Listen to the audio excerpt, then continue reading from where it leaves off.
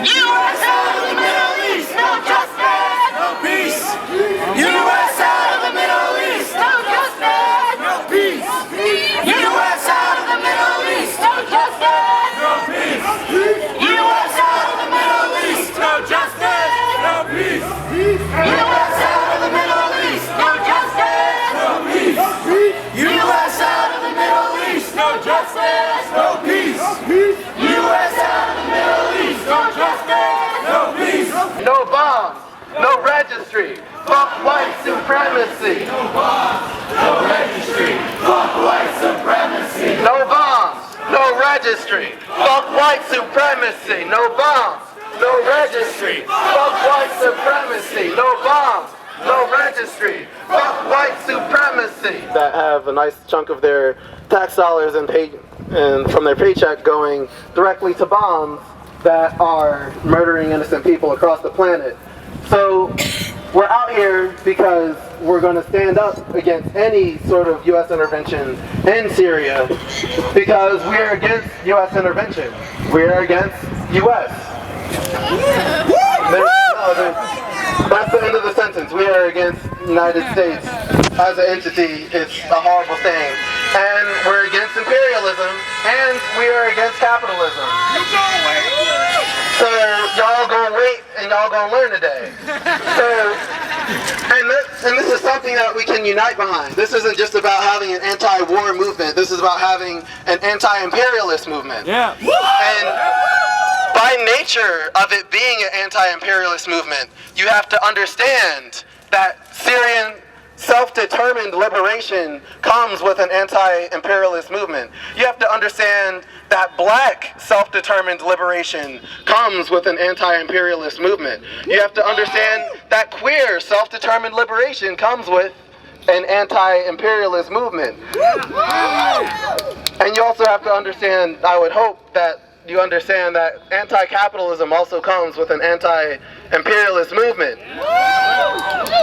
Like, I think these are things that aren't that difficult for us to unite behind.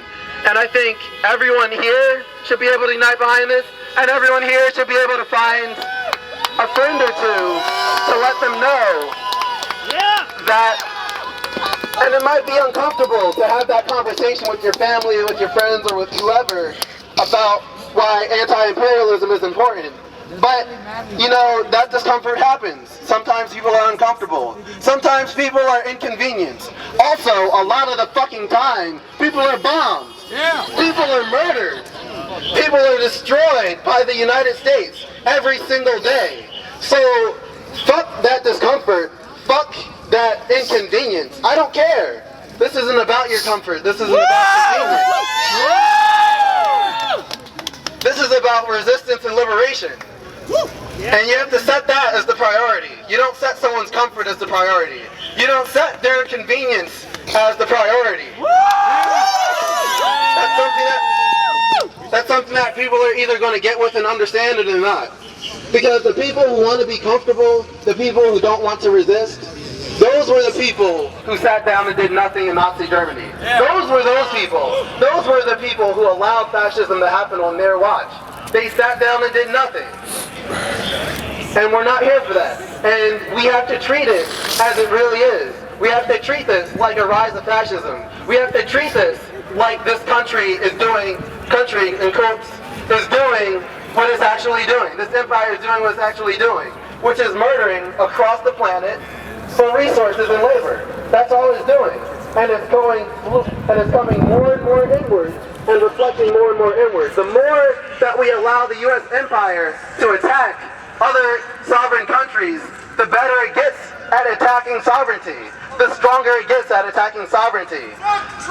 That's how we have gas canisters. That's how we have police that are trained by the IDF in Chicago.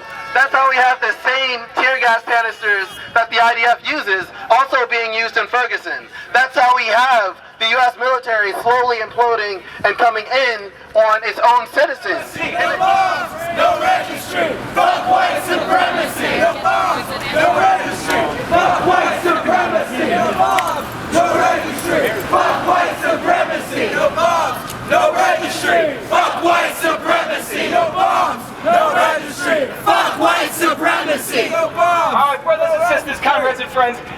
Y'all are killing it. We are killing it. And I guess, do you know where else we are shutting shit down? Places like Trump Tower, New York, right? Places like London, places all over the country and all over the world. Pretty much every continent right now is rocking it, calling out Trump and U.S. imperialism, as well as Obama, for their continued assault on the people of the world. And how many of you threw it down during the Iraq War about 10 years ago, a decade ago, right? That's how I got to know this shit, right? How many of you were in Vietnam, right? Holding it down? Hell yeah. We are inspired by that, right? Now, in 2014, I went to Syria. I got to witness the war firsthand. And I got to tell you right now, brothers and sisters, we owe it to the Syrian people. They are the real heroes today. They are the real fighters, and they are the ones who are showing us the way. Every single day, for 5 years, they have fought this war. And they're winning. How many countries can say that they have defeated the U.S. empire at a war?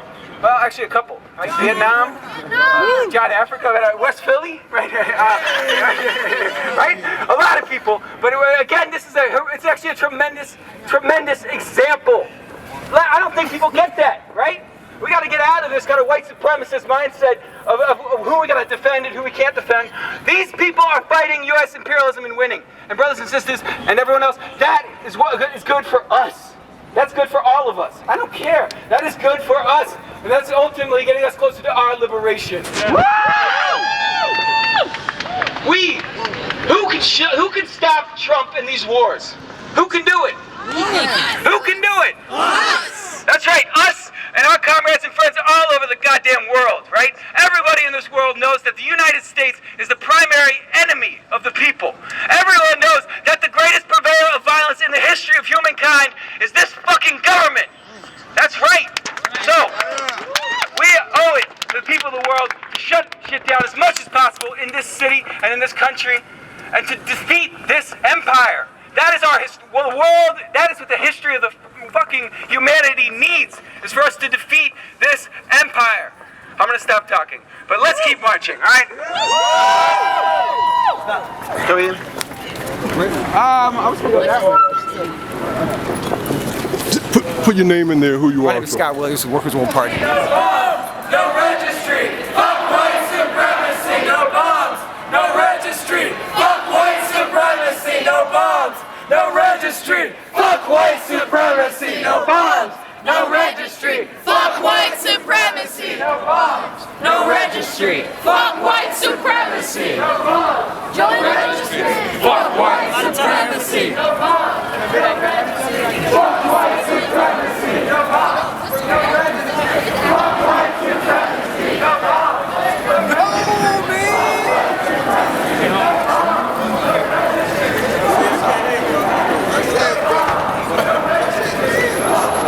That's when they was praying over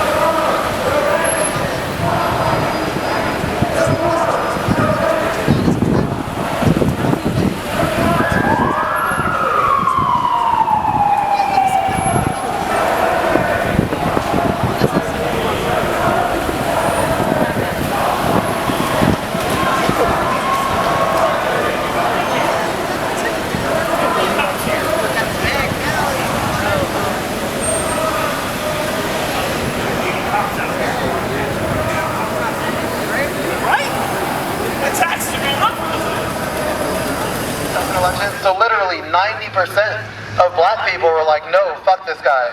This is a 44% black city, by the way. It's a majority black city.